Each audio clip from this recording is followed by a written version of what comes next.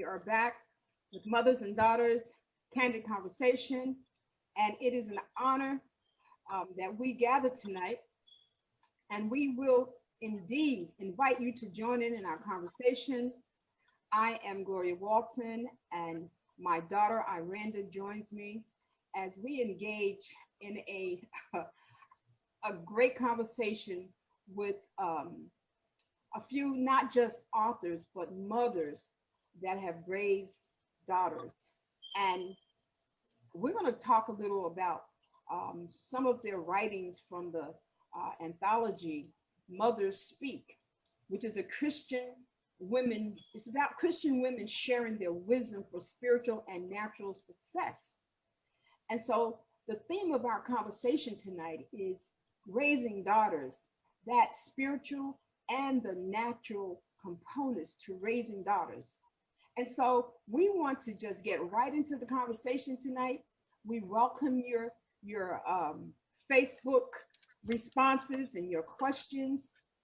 And without any delay, I want to introduce the person that compiled this anthology, Miss S.A. Casey. Love that name, Miss S.A. Casey.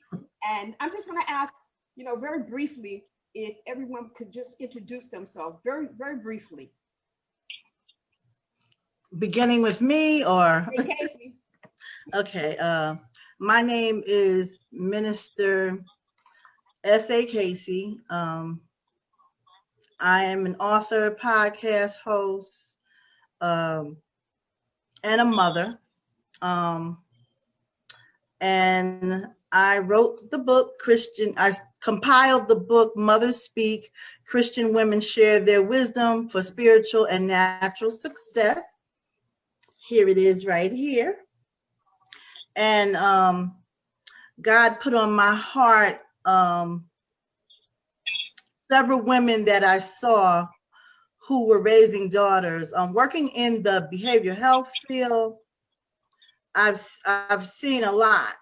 And I said, God, what is the difference with raising these daughters? What is it that some can raise daughters and some can't?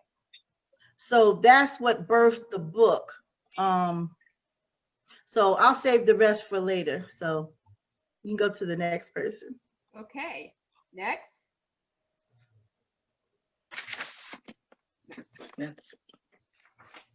My name is Pastor Chantal West. I currently is in the city of San Diego, California. As an occupation, I work as a senior staff accountant for the San Diego Public Library Foundation. I work alongside with my husband as we've been in the ministry for over 20 years, as well as I have 4 children, 2 daughters and 2 sons. We've been married for 28 years. It's just a joy to be able to be a mother, to be a wife, to be a businesswoman. And I'm just honored. I'm just honored to be one of the writers in the book. It was an awesome time, and for us to be able to share wisdom and insights on raising our daughters.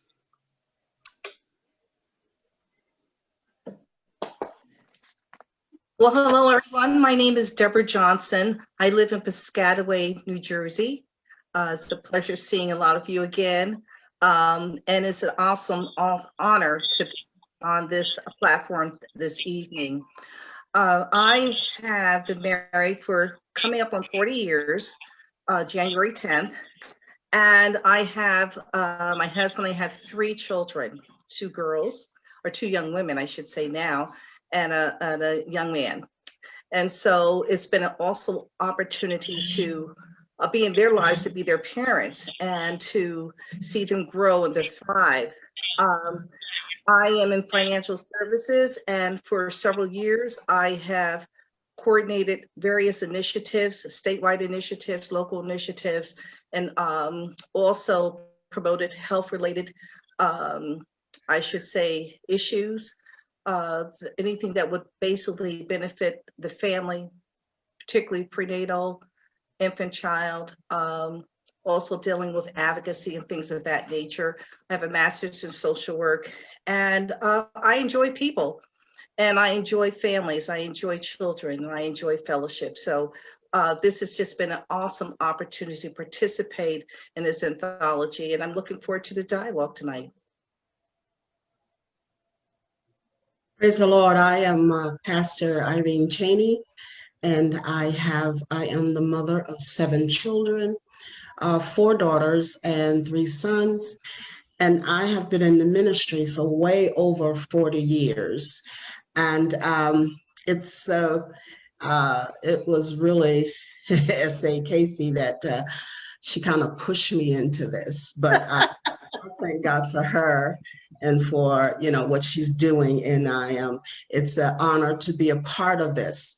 And I have often just let my daughters know that I don't care what you do in life, but if you don't acknowledge God, it's not going to work. So I am just, it's a privilege just to be with you all tonight. And I worked in the medical field for over 20 years. And, but of course, I'm retired now and enjoying every moment of it. So God bless you all. Good evening. My name is Minister Thesha Rogers. I am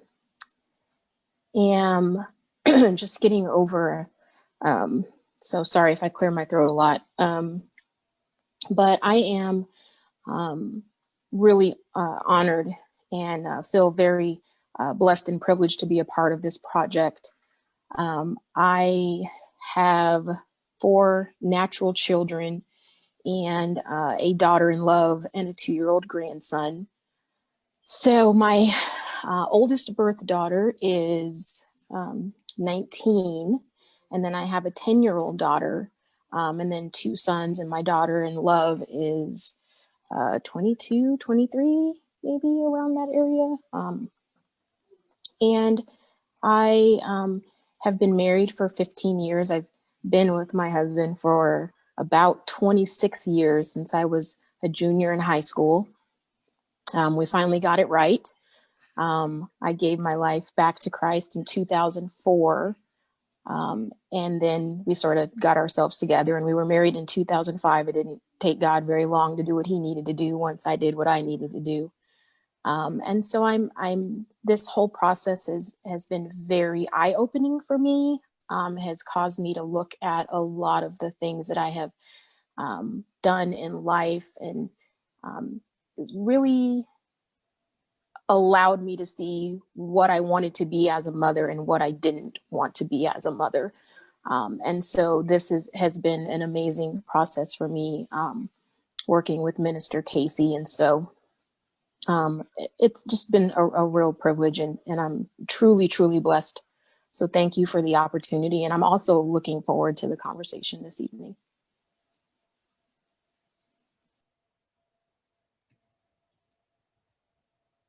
Awesome. Awesome. I am doing some behind the curtains technical work here so that our viewers can see us and partake in this conversation. I'm sure that whenever you're trying to do something uplifting, there seems to be a tad bit of interference. But we are going to make sure that our viewers can see this conversation and participate. And so there we are. And it's wonderful. Again, thank you so much for all of you that are joining us on Facebook Live, and for our visitors, our guests. I want to get right into the conversation. Thank you for introducing yourselves as I did that little technology so that we can be seen. Now, again, let me just reiterate for those that are just joining us. Tonight, we have an awesome list of dynamic mothers that have raised daughters. And if you've heard, many of them have raised not just one daughter, but as many as 4. And collectively, they've written an anthology, and it's entitled Mothers Speak. Christian women share their wisdom for spiritual and natural success. And what I said to them was, you know, raising daughters is very special. Raising any child can be special. And especially given these most difficult times. These are the most difficult times that I personally have experienced during my lifetime. And I too, I do have a daughter, and I've raised my niece. And I want to have a conversation that will help mothers tonight to not only hear what you have to say and receive some input about how you raised your daughters, but some information that will help mothers that may not walk into a church door, that they just may unfortunately never get those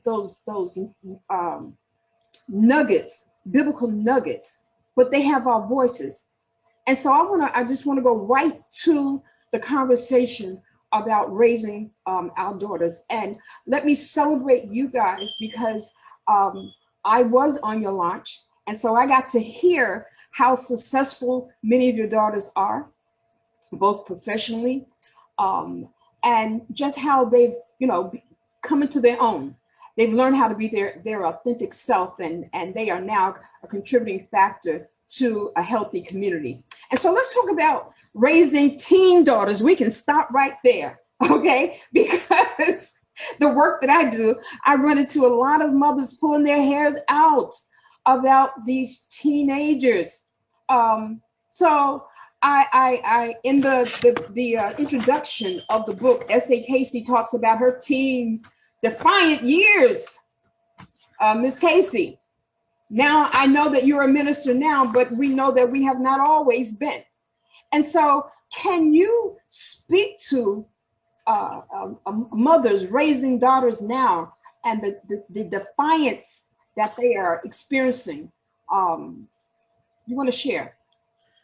Yes. Well, one of the things, like I said, that prompted me was, just working in the field, as a social worker.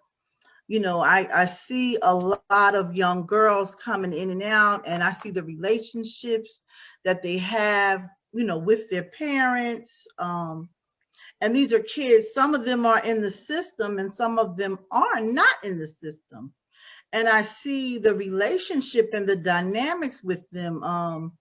I have a friend, and it's mentioned in the book, and they laugh about it now, but her daughter we went on vacation together, and her daughter was about maybe 15, maybe a little younger. And they actually had like a total verbal altercation. She didn't cuss her out, but but she might as well have, And I said to her, don't treat your mother like that. Stop penalizing your mother because you're upset, Mm-hmm. And it kind of got me to thinking, like, the dynamics between a mother and daughter, it should not be this way. It should not be this way. The mother and daughter should have a relationship that is, whereas if you say something, you use wisdom and you're talking to your daughter, they should be able to at least listen to you and receive what you say. Whether they take your advice or not is one thing, but things are so off track now where daughters are getting advice from other things, from the media, from other people, and they're not really talking to their mothers. And that was my whole premise. If they follow Christ and follow what they're supposed to, what's supposed to happen, then, the biblical principles, then, like I said, train up a child in the way they should go, and their ways shall not depart from you. But I don't have that upbringing. Okay, you're talking to me as a minister, right? And that sounds real good. Train up your child, but all I know is how I was raised, And so that's what we are seeing a lot of. Right. We see younger parents, younger grandmothers. Mm-hmm. And so how do you speak to that population, today's generation, the microwave generation?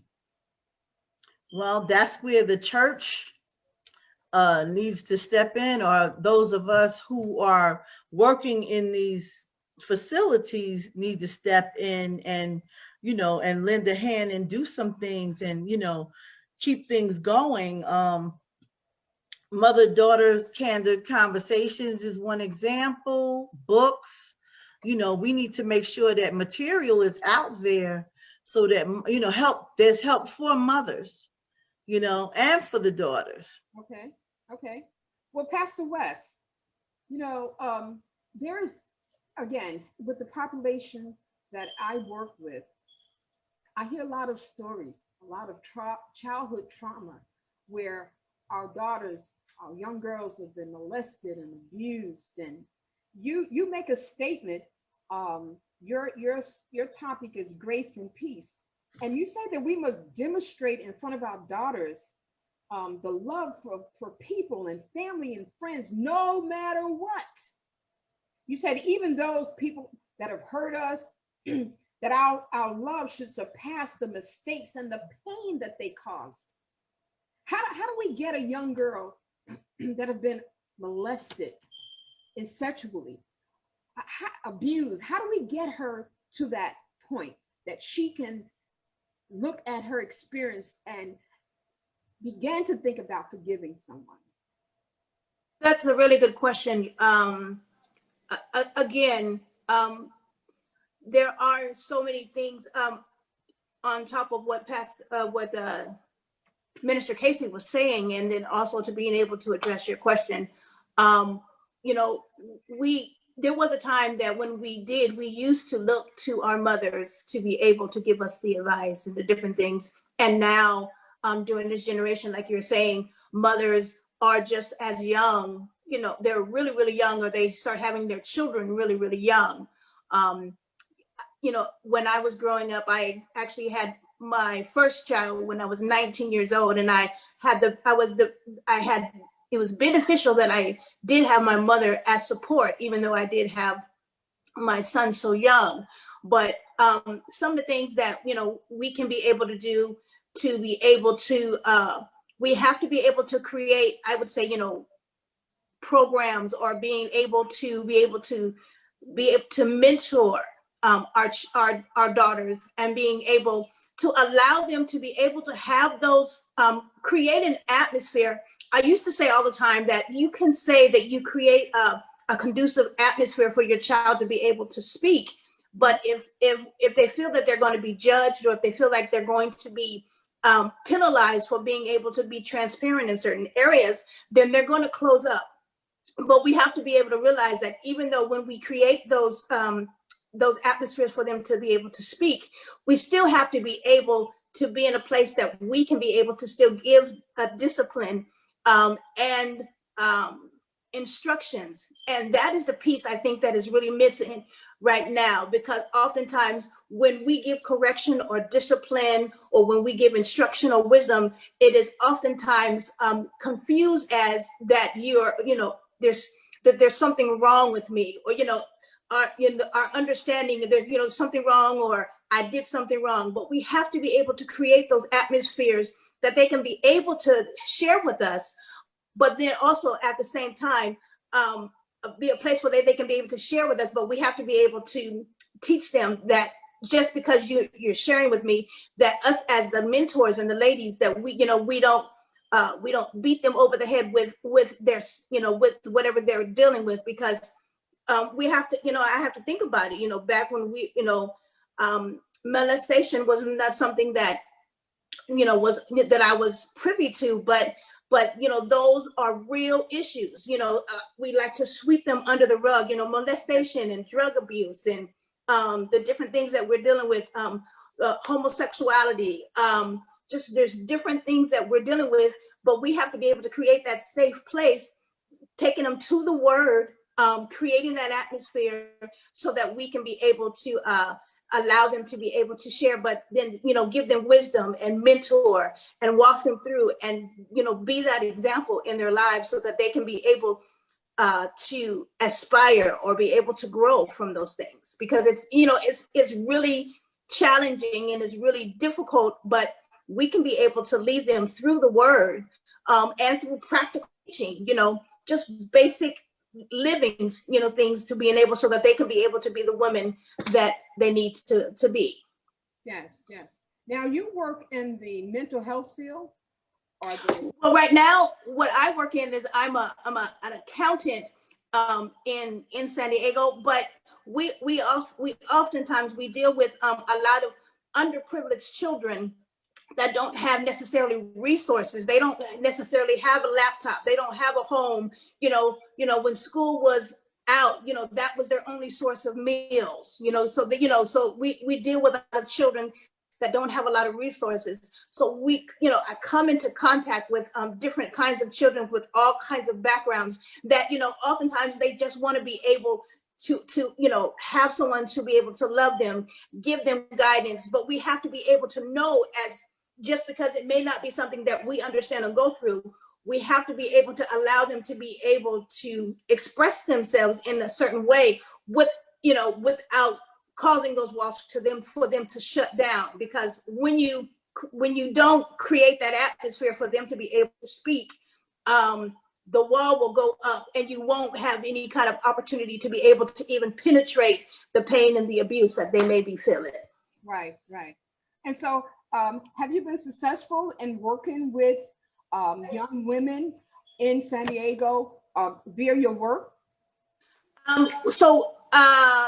When in doing that, so I'm on the operations side of it, but some of the things that I did do when we were in ministries back in Arizona, there were oftentimes we would do ministries that I would always tell my daughters whenever I would go to different functions or different meetings, that I would want them to go with me so that they can be able to experience certain understandings and wisdom. Because what happens is, if I don't allow them to be able to see a right kind of relationship with the Lord, then all that I have will die with me. If we don't teach our next generation. So we would whenever we would do programs with the women's ministry, we would always try to include the young girls and every ages of the women, so that they can be able not just let the wisdom of the seasoned women to let all that they have, let it die with them, because I wanted the next generation to be able to glean from them as well. Yes. Now, Minister Rogers, you asked such a great question. What is it that my daughter needs? You know how many times I've asked myself that question? How did you well, what was the answer? What did you find out? First and foremost, I think the number one thing was that I came to the conclusion early that what my daughter needed was a parent, not a friend. And so once I realized what that meant for my relationship with her, it really opened up the doors for a lot of different things. And so, of course, there's everything else to go along with that. It wasn't just being her parent and not her friend, but knowing that I had to pray for her and cover her and confess over her and pray with her. But almost more than anything else was honestly being an example. Growing up, I got a lot of do what I say and not what I do. And so that was one of the things that I knew that I did not want to be as a parent. I didn't want to be that you do what I say and I'm doing something completely different. And so being able to just be a living example, and for her to see me be vulnerable, and for her to see me make mistakes, and for her to see me apologize and to be accountable for what was going on, helped to develop her character. And while she was growing up, she had a lot of friends that were not in church. And so that was one of the biggest things, was these girls didn't have relationships with their mother. And I was so just almost dumbfounded that there were so many things that weren't addressed or weren't talked about. And one of the things that I have always said to my daughter is that there is nothing ever that is off limits for us to talk about. And growing up, I didn't have that kind of relationship with my mother. There were so many things that we didn't talk about. Yes. And I was a mom at 16 years old because of that. And so I made sure to make it a point that she knew she could talk to me about anything at any time, without me judging her for what she was thinking or for what experiences she was going through. And of course, there's always correction and discipline and, instruction, real instruction. But I think the biggest thing for me was learning early that she had enough friends. And that was not my role as her parent. My job is to be your parent and to make sure that you can be a responsible, knowledgeable, decision-making adult when it comes to that point. And so I think probably the biggest thing for me and her was knowing that utmost and first of all, I am your parent, I'm not your friend. And then because of that, our friendship developed over that. And so she will say to this day that I am her best friend. And I think that's only because I set that boundary that I am your parent first. You have enough friends at school. They're not all smart. They're not going to give you what you need. They think they know, but they really don't know. And so my job is to make sure that you know what you're supposed to know. Okay. Now, you talk about, there's an 8-year difference with your daughters, right? You have 2 daughters? Yeah. Yes. Okay. And you take us into the journey when she received a letter in the mail. She was accepted into Pageant. Oh, Got that? yeah. That situation, I honestly can say was purely God. We have no idea. We have no idea who submitted her. To this day, we still don't know how she got involved in this. But we received the letter that she had been accepted into this pageant program. And so we were like, okay, we prayed. And as my husband and I always, the first thing that we always do is ask God to close the doors that are not going to benefit and open the ones that will. And so we took her down and she liked it and had a good time with it and won her first pageant locally and got accepted to because of her first place win at the local pageant. She was fully sponsored for her trip to Orlando for nationals. And I can honestly say I'm so thankful she saw some things that I saw. I saw it from the parent side. There are some people that Pageant Life is for them, and that's great. That absolutely was not the case for my daughter. She saw some things early on that she didn't like. And I did as well as the parent, and was like, oh my gosh, like, Lord, we want to close it off if it's not, beneficial. And so she didn't get into the top 10 at nationals, which was fine. And what that did then was open up the door for modeling for her. And so, I still to this day have no idea how she got in, who sent that letter for her to get into pageantry. Okay. No idea. You talk about her confidence. We had a session of, and the conversation was about mothers raising confident daughters. Yes. If there was one thing that you could give to a mother who's looking and searching, wanting to make sure that her daughter has this confidence, what would that be? Spiritually, I would say just knowing and teaching her who she is in Christ and who she can be in him. When she was younger, my husband and I, we had confessions that we would print out and we would stick all over the house. And we had ones specific for her. And it was, you know, things like, I am more than a conqueror in Christ Jesus. I am beautiful the way that I am, stuff like that. Very positive, encouraging, motivational, but very true to the core of who she could be and who she was meant to be. Okay. And naturally, I think it was pretty much the same, making sure that she knew that no one was ever going to love her as much as Jesus did. And so even naturally, she kind of had to go through a period where she was kind of coming into who she was and didn't like some things about herself. And she had a dark period in her life where, thank God, it only lasted a year.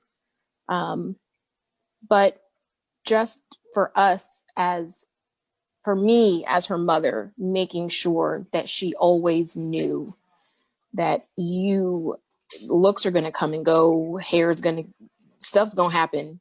Like, your beauty does not determine, your outside beauty doesn't determine your inside beauty. And so teaching her about who she is and who she was, and just her knowing that you can have standards.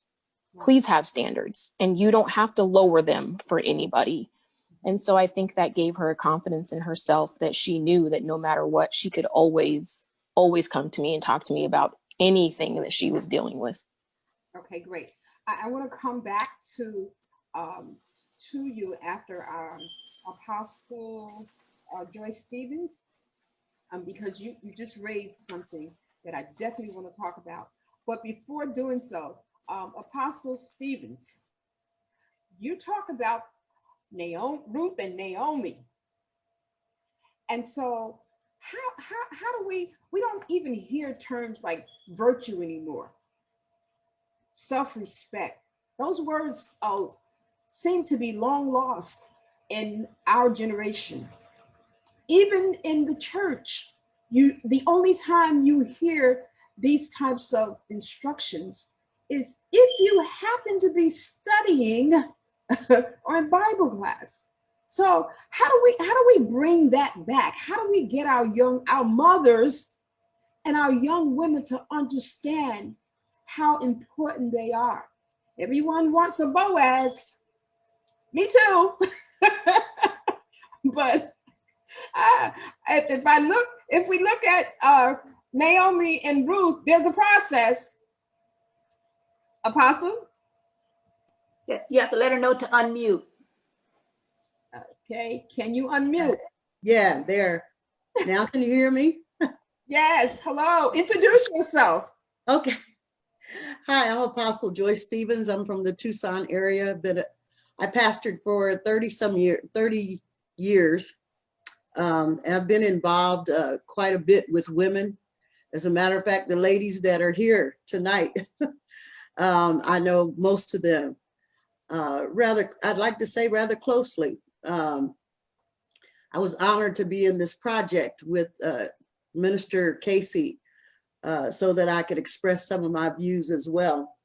I only have one daughter, but I have many daughters in the kingdom, and have had the privilege also of working in the foster care system for several years with foster care children who bring along their own special needs. So I'd like to say that they probably taught me more than I was teaching them. So this concept of Naomi and Ruth, I went to that side of it because it really is a concept that we bring into what we do on a daily basis in the training of our children, training of other ladies that I've had the awesome privilege of being around and talking to as they walk life out But I do believe that virtue and those kind of topics have to be talked about in the household on a daily basis. It is not up to your child to go to the church to learn. We just give them that extra boost that they need. Hopefully we are doing what the mother is doing at home. Of course, I'm probably the oldest one on here. I hate to say that, but I've been around for a little bit. So I do remember the days of when the village was raising the child. It was not just my mother, but the ladies of the church and the mothers of the church had, it appeared that they had a right to say whatever they needed to say to your child.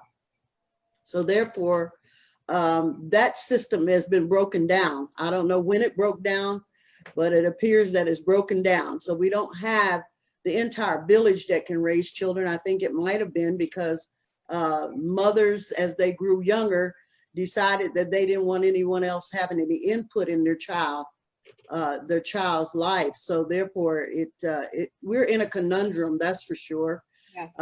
And so we really have to find new ways and ideas to continue to reach out to a generation that, in my opinion, appears to be lost. But I also believe that they can be found. And I think that it is also rest upon our shoulders as the mothers, as a mother in Zion, and as mothers biologically, that we reach out. And one of the ways that I reach out is to spread the message, starting with my own family. Okay. It's got to start there. They're part of the generation that is going forward. And hopefully they will carry this message from me to their children and their children's children. And we can start to see some kind of progress in the areas where we're seeing this breakdown. So Naomi and Ruth, of course, was about a mother-in-law. And so that stretches it a bit. Yeah. That stretches it a bit, because sometimes mother-in-laws today and their daughter-in-laws don't have that same kind of rapport with each other. But I think no matter what we do, ladies, in terms of training our children or other people's children, the first thing that we have to do is learn the trust of the child. Mm-hmm. And they have to feel that you really genuinely love them, that it's not just something coming from your mouth, that you genuinely love them, that you genuinely want to put into their system, into their life, things that will help them progress. And once we get those two things taken care of, we can begin to talk a little bit more about the other things that we want to talk about, such as virtue and whatever. But they got to learn how to trust you, because if they don't trust you, more than likely you won't get off first base with them. Wow. Yes, that's a very important point. Ms. Bailey, you have raised two daughters. One is a graduate from Howard University, and another from Arizona State University. Unfortunately, many mothers will not get the opportunity to see their daughters graduate from college. But you say, you talk about, your chapter talks about consistency is key. Can you share about what type of consistency are you talking about? When I spoke of consistencies, meaning that my nays be nays and my yays be yay, and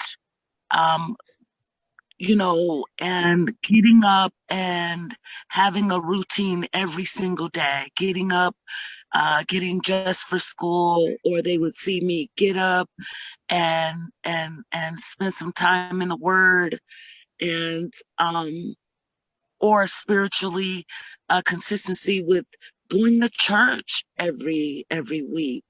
It's really, I felt and still feel that it's important to continue to have consistency, because kids can understand better in which direction they're going.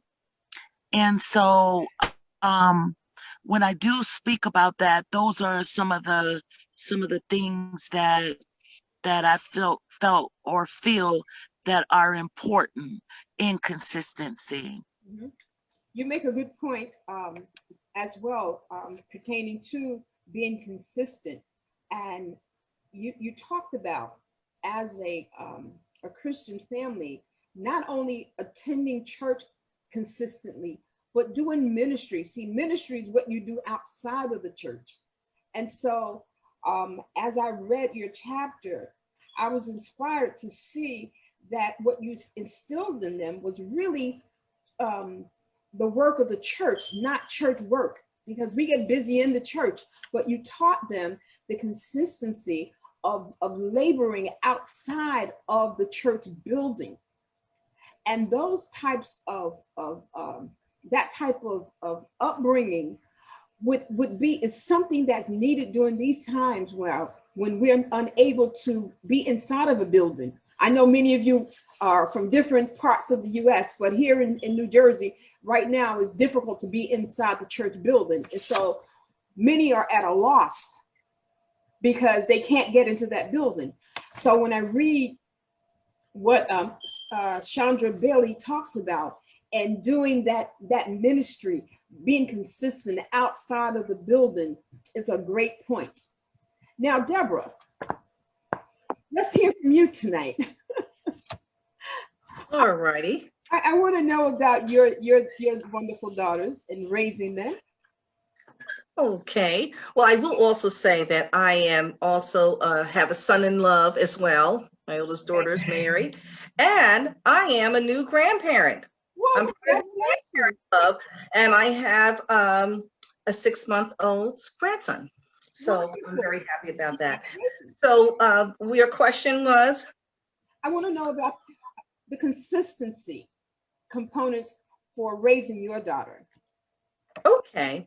Well, I think that one of the key things that was consistent, there was a few things. I do think that consistency is really important because children need structure. They need something that they can depend on, not only the parents, but also a system, having an internal system.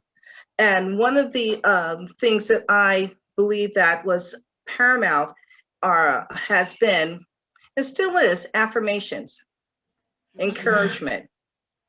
And I think that not only because when they're teenagers, but it's starting from the very beginning, those affirmations. I speak of it in my chapter, even in the womb, but even as they're babies and as they're toddlers and as they're in elementary school and thereon, is providing affirmations, letting them know that they are something special, not only in the eyes of God, of course, which is paramount, but also with the parents. Yes. And that they have an important place in this society and in community. They have something to offer. And so those are some of the things that myself as well as my husband did on a regular. And so we tried to surround ourselves with people that also were like-minded to provide that affirmation, encouragement to our children and to the children that we were in contact with, and also the community, because we did a lot of community service, but also our line of work put us in contact with other families that needed that as well. So I think empathy, I think anything that's going to build the self-confidence, the self-esteem was paramount, whether it was worth dealing with their friends, dealing with schoolwork, involvement in the church, or even extracurricular activities, anything that was going to build up that inner person. Right. And so that also meant spiritually as well. Well, your chapter talks about creating a successful environment. Now, I'm assuming that this is about creating this successful environment in your home.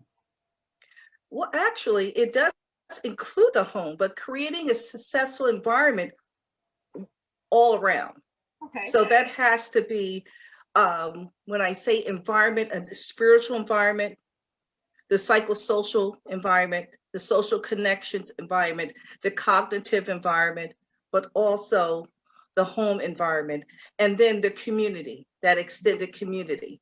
Okay. So that was important to have a hand in a consistent hand and in presence in those different aspects, because that is the holistic environment. Right. Because you can have a nice home, but if you don't, I should say, nurture those other aspects, then it's not a healthy environment. It's not a healthy social environment. It's not a healthy mental environment. It's not a healthy spiritual environment. So you have to look at all aspects. And it takes time to do all that. It's a balancing act too. But also, that's where you have that. And again, we don't have that village like we used to have, but getting those support systems. One thing we also we're big on with social connections, and one aspects of my line of work, we dealt with strengthening families, making sure that the families are fortified with different protective factors. And when you have those protective factors, then it spills over with, of course, the overall goal is to support the family life so that you can have a family life that is productive, but also that is sound. So those are the things that I believe were key to that healthy environment, building resiliency. Again, dealing with the different aspects, because you want to have the child to feel a sense of, I should say, self-confidence, Right. but also of competency as well as they navigate through this life. Absolutely. Absolutely. So let's talk about character development.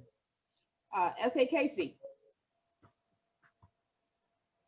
I know that you are currently working with this special population. Yes. So how do we get our young daughters to? We know they all experience, those teenage growing pains, I'll call them, that mothers go through while they're going through it. But developing character is important. Yes, character is very important, and it's very difficult when they don't have, examples to follow.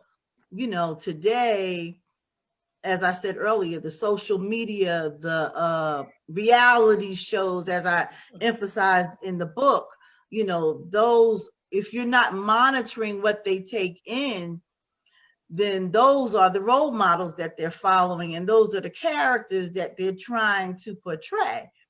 And that's not gonna, fly. I often say, when I was raising my set of teenagers, I got one more in the house right now, a male one.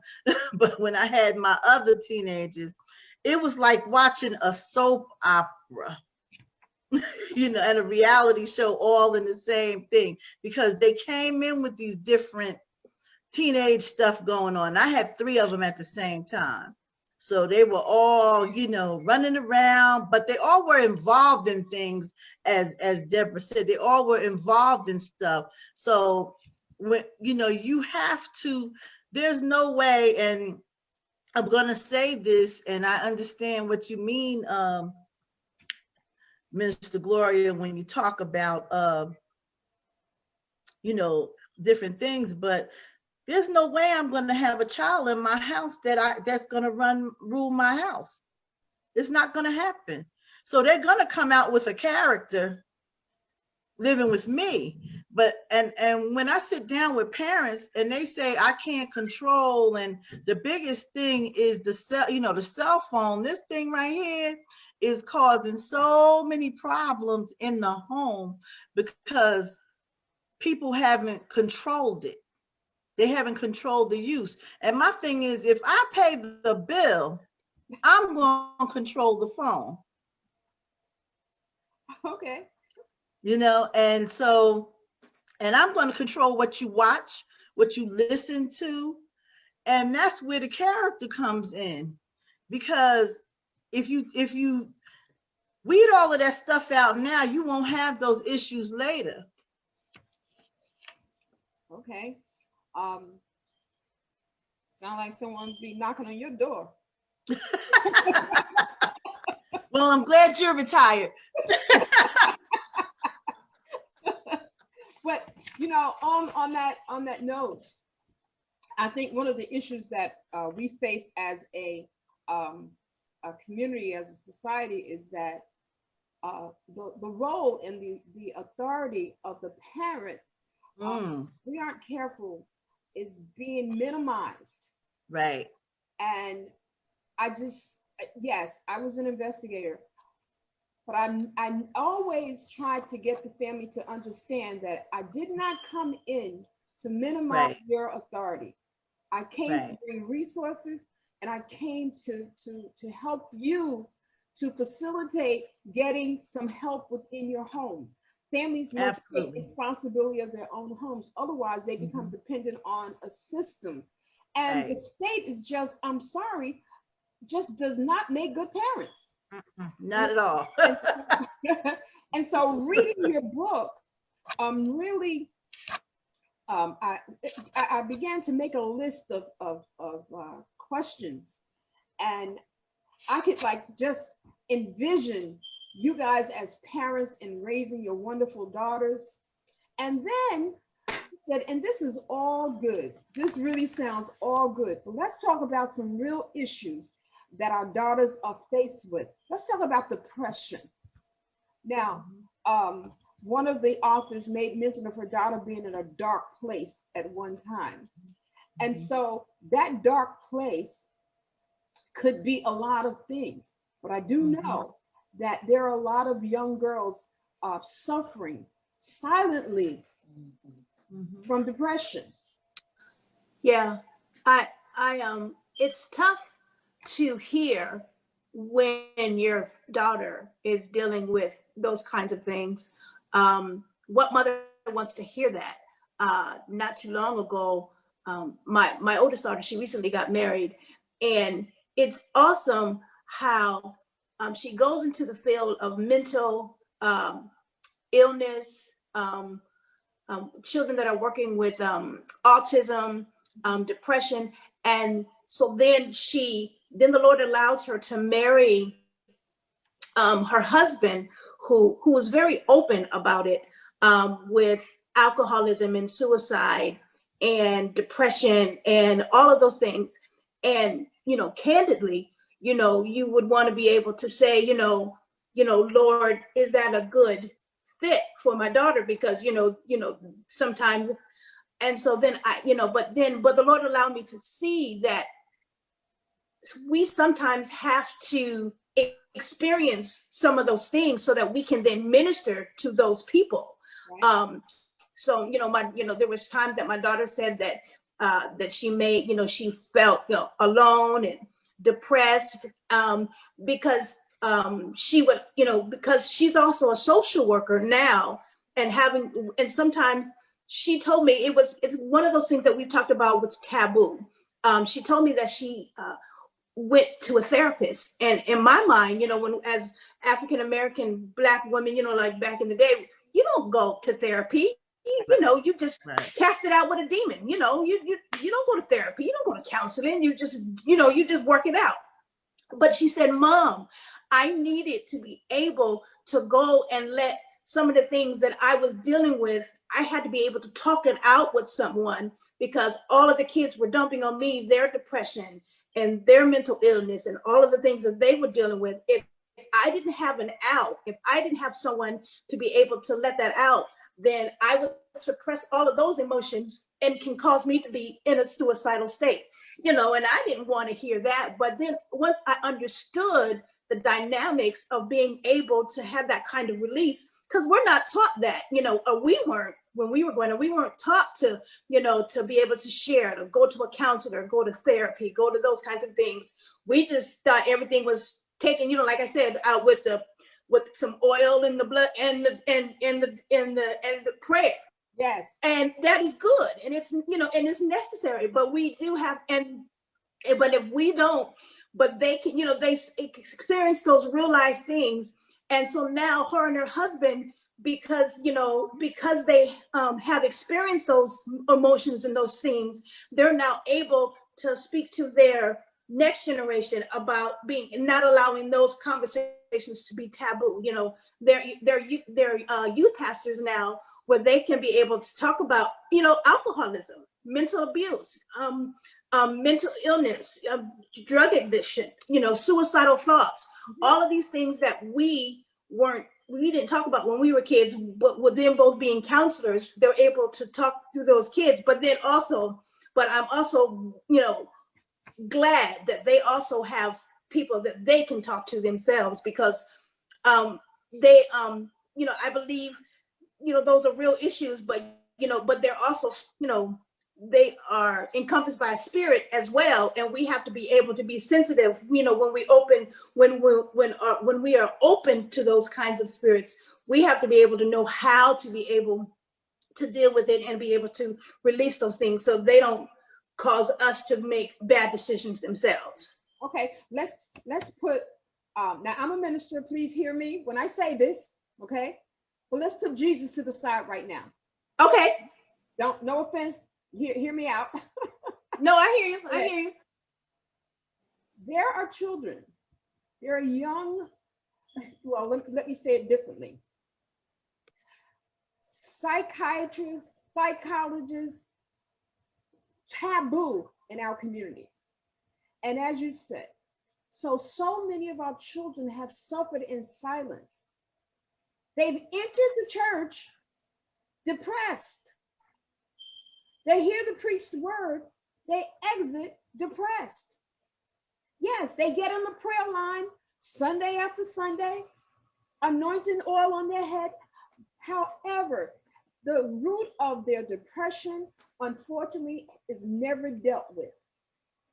And so sometimes I think that what happens, as you were talking, it brought this to mind, is that you grow up thinking that, oh, I can't tell anyone what I'm really experiencing. I can't tell anyone how I'm really feeling, whether it's depression, whether it's suicidal.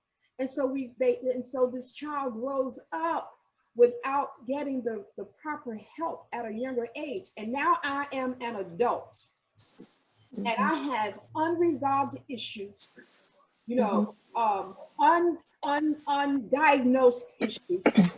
And I am in a world now that I can make my own decisions. So I'm drinking, I'm getting high, I'm prostituting, I'm doing all of these things that's really just it's not the root of my problem. Those are just symptoms from what the real issues are. Yeah. And so, I think that what we need to begin to do as Christian women, as mothers, is really be open and begin to encourage our community that it is okay to say how you really feel, because otherwise we live a double life.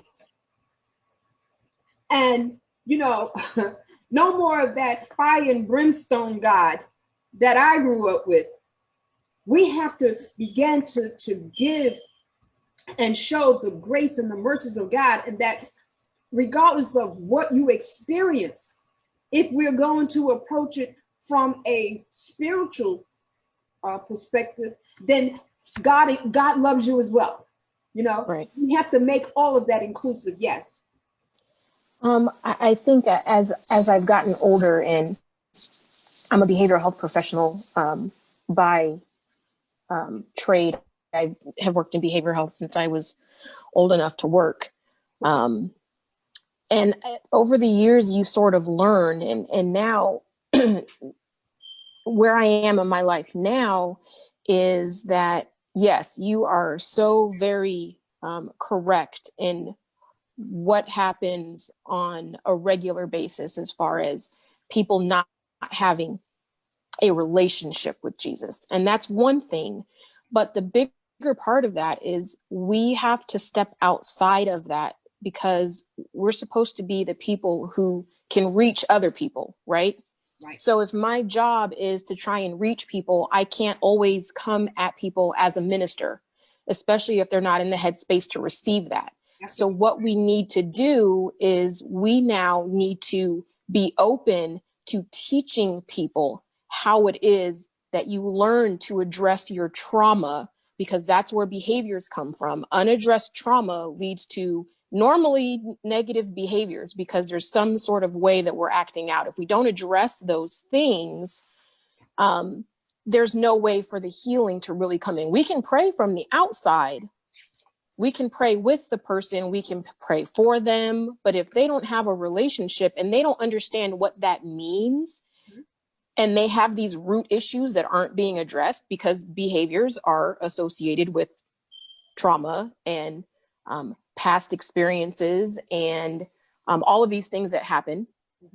And so it was very difficult for me with my daughter when she was going through this time in her life where she was having these experiences. She'd gotten, with some friends that weren't really good for her, had gotten involved. My husband and I really had it really was a rule because we didn't think that she was capable or mature enough at that point. Like, there is no dating until you're 16. You have to at least have some sort of an idea what that means. And so coming from this point, finding out a year after it happened, not even when it was happening, that she's going through these things, she's being emotionally and verbally abused by a boy, which then caused her to react by cutting. And I'm a behavioral health professional. How did I not see these things?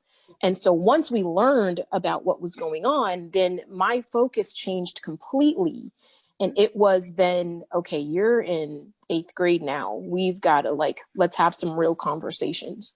And that's when I said, when my job is, not to be your friend, is to be your parent. When I had to set those things up and set aside all of my preconceived ideas of what it was to be a mother and what things were allowed to happen and what things shouldn't happen. And how did I have a relationship with my mom and I had to put all of that stuff aside and say, this is what's going on. We need to address that. There's a reason that you attached yourself to this boy and allowed yourself to be emotionally abused.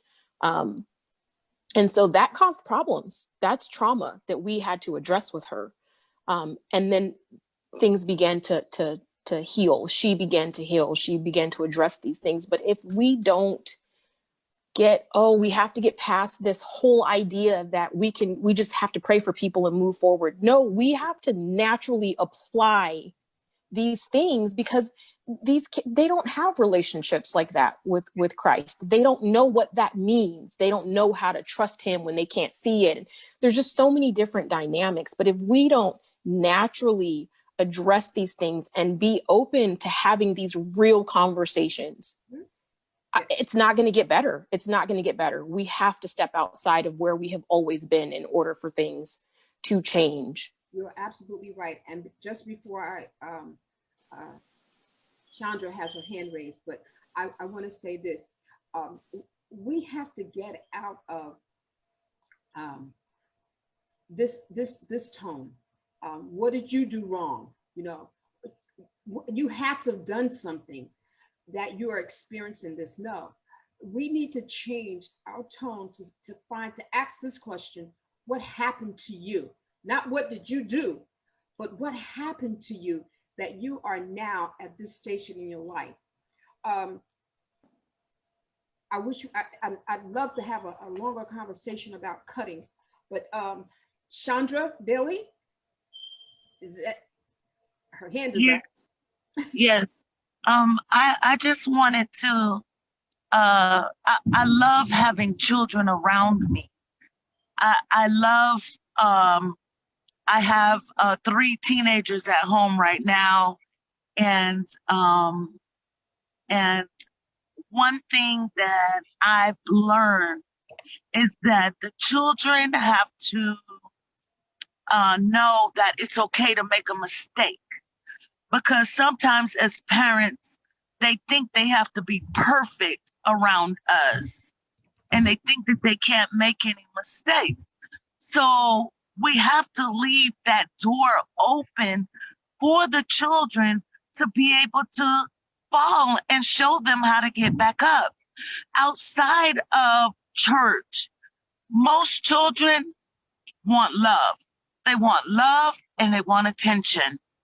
And so as parents, we have to be willing to sacrifice ourselves and everything that we have to do for those children.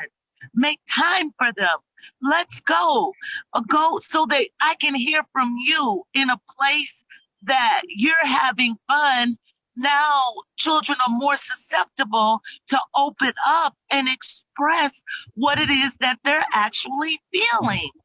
And so when they don't have that space, when they don't have room to be themselves, then that's when our kids begin to hide from us. And I love being around the kids, and when they're around me and there's something wrong, I can pick up on it right away. Okay. But I allow them to be themselves. I allow them to make mistakes around me so that I can help pick them up and put the pieces back together, and not always, why are you doing this? Why? They don't know why sometimes. So why are we asking them, why are they doing it? And so I just think outside of church, children are looking for love and they're looking for attention. And even adults feel the exact same way. You know, when, say, for instance, you have your spouse, you want love and attention. And when you don't get that, you act out. Yeah. And so the children behave in the same exact manner. And so, like you said, I like what you said about, asking them why, they're doing this and why they're doing that, and just try to get to the root of the problem by allowing them to open up and be who they are with you. I think that transparency is so important if we can allow children to be transparent. Well, this has really been a great conversation. I wish we had more time. Of course, technology is such that we were 5-10 minutes behind starting. So I did allow us to go a little longer. But in closing, I want to remind us of the times that we're in now, where children are hungry. Children, when you think of homelessness, don't just think of adults on a corner or sleeping on a cardboard box. Chantal, you're in where are you again? San Diego. San Diego. Great, there's a great homeless population everywhere, but some more profound than others. But don't just think about the adults that are homeless. There's so many children that are homeless tonight on this cold night, hungry, abused, neglected. And so as a community, and we've raised our children, but as Apostle said, we have to continue to reach out to other children and their parents to encourage them and to become that village again. Yeah. That's what's missing. I remember those old proverbial women in the window. We would say, minding your business, but they knew everything that went on, and they had the right, that your parents gave them the authority to chastise you. Of course, you can't do that to that extent these days, but I just want us to remain mindful and prayerful, women of God, about our children, about families, about single mothers trying to raise their children during these difficult times. And so I want to thank you. I'm going to ask Aranda, is there anything that she'd like to say? Is there anyone that's called in? Is there a question that you would like to ask our panelists tonight before we close out? Is there anyone on the panel that would like to say anything to our listeners, to our Facebook listeners, to our, okay, Apostle Joyce Stevens. Thank you. I just wanted to leave the notion or the idea that as we've talked about it in sort of a round table kind of discussion, I still want to bring it back to the church community to some degree, that we have a lot of solutions that can be presented in the church from a therapeutic place. We need, I know my Naomi and Ruth was a program that I started when I first started pastoring. So that whole idea, that concept of having a seasoned woman ministering to the younger women, still doing all that kind of stuff now. But what I want to say is that we need to collectively bring our skills together within under the umbrella of the church, because it used to be like that. Everything came to the church. Yes. But now that we've advanced, the difference is that now with the skills, and I'm hearing it all across the line here tonight, that we bring it to the church and offer that, if you need to, is to ask your pastor to set it up so that that our children can have their own platform, but coming from those who are well trained and well experienced to present and give them an open forum where they can talk. They're not only just homeless, meaning hungry, they're homeless mentally. There is just a conundrum, I'm telling you.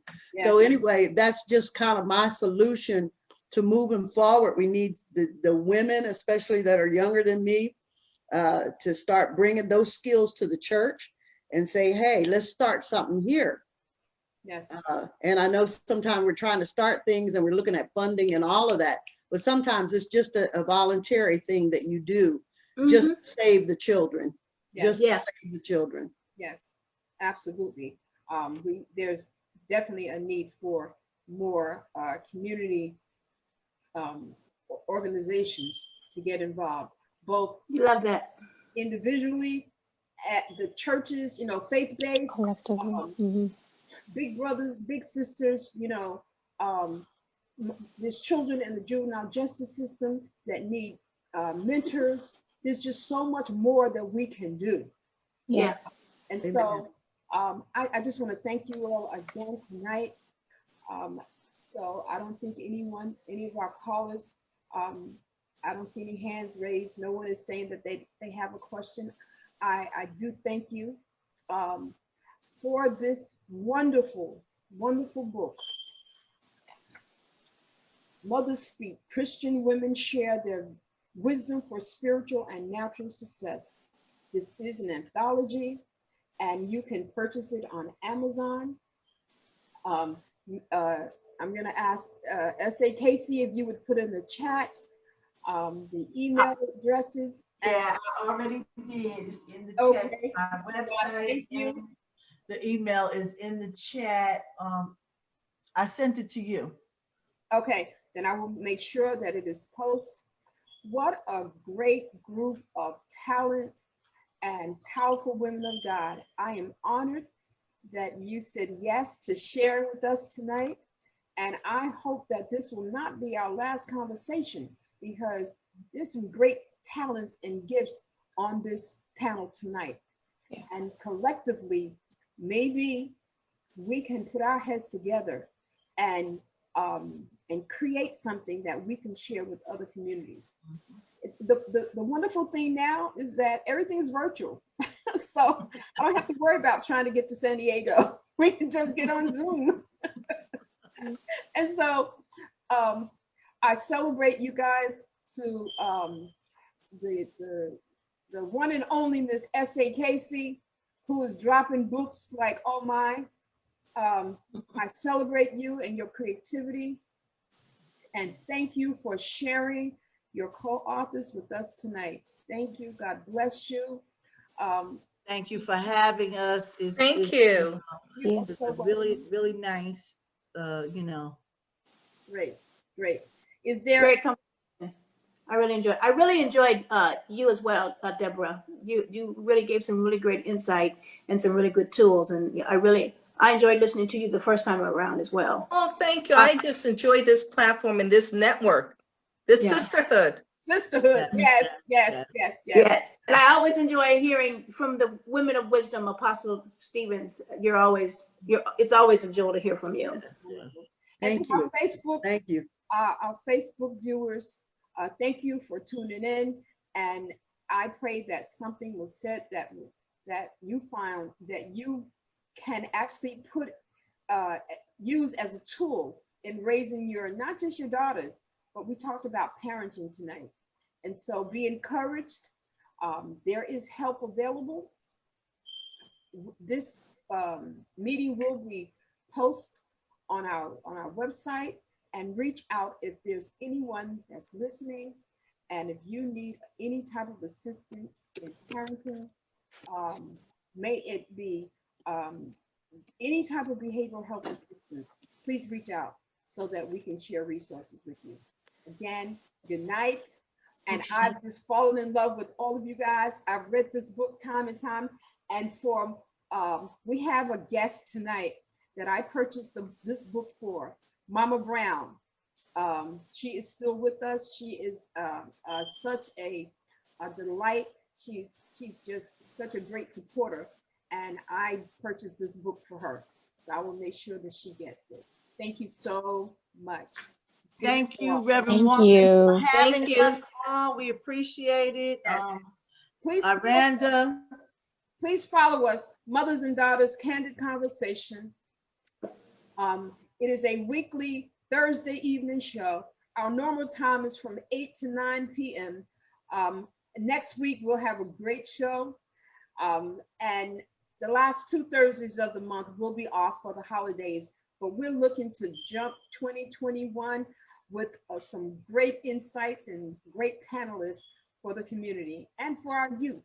So thank you, everyone, and good night. And this will God bless you. Thank you. Good night. Good Stay night. well, everyone. Night. God bless. Merry Christmas. Merry Christmas. Merry Christmas. Good night, everyone. Have a blessed Good night. holiday. Good night. Good night. Right.